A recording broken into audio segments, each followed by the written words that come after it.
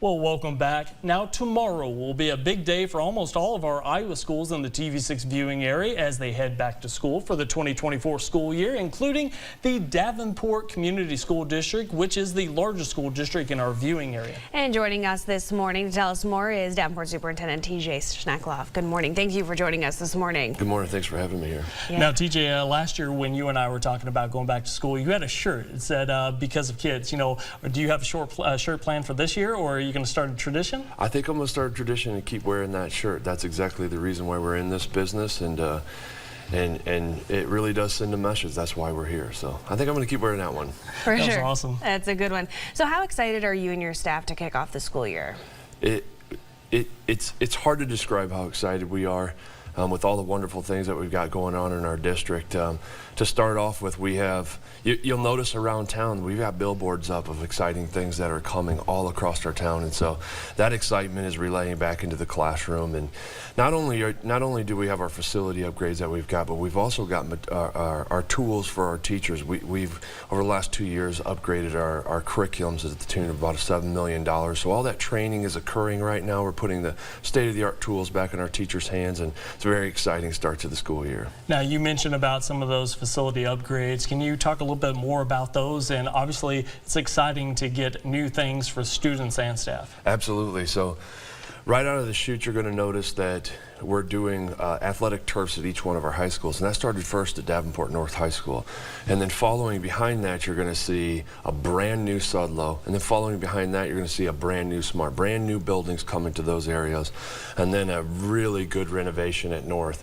Meanwhile, we're upgrading the furniture and paint in every single one of our elementary classrooms, and then the viewing technology that's inside of our classrooms, like this that you see around here, is being upgraded over the next year and a half. Great. Pretty exciting. Yeah, that's really exciting. Now, one of the things we recently just covered was after-school care at McKinley and Truman Elementary. Both had to be discontinued due to some staffing shortages. So what is the district doing right now to address those needs, especially for those parents who rely on that care? Yeah, absolutely.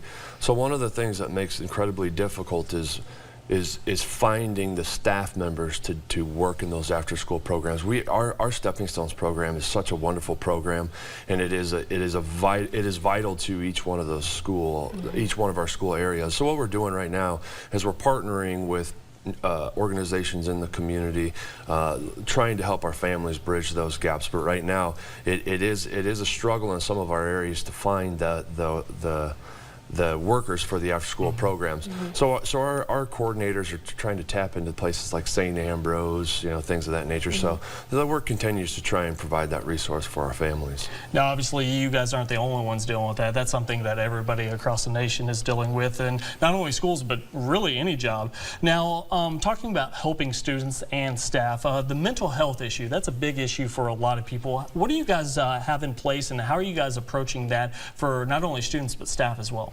Yeah, that's a great question. So one of the things that we stress in our district is to show up together. So on the first day of school, first staff day, we had all of our staff members come to the Adler. So we had all 2,200 employees, Davenport schools, under one roof, and we brought Dr. Adam Sains in. And what we do is we talk about showing up together, but before you show up together, you got to show up for yourself. And so in terms of our staff, he gave free resources on what does that look like to practice self-care. Davenport Schools is above and beyond the counselor ratio in each one of our buildings. We also have social workers.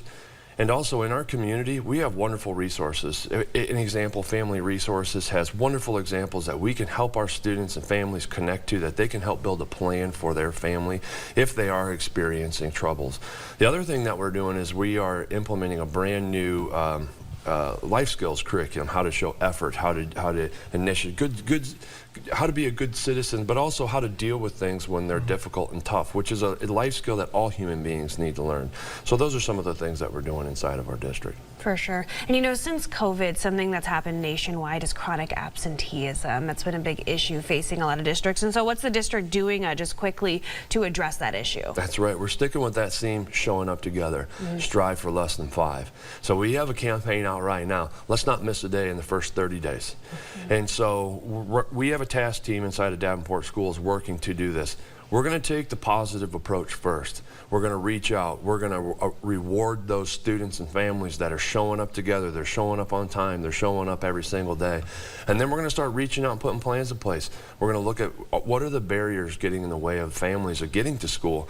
Try and help connect them to the resources that I stated earlier, and see if there's any way we can jointly solve those issues together. Because when you reach out to employers across the country, the very first thing they want to know is, like, are you showing up and do you care while you're there? So to develop those habits early on is critically important for a school district to do.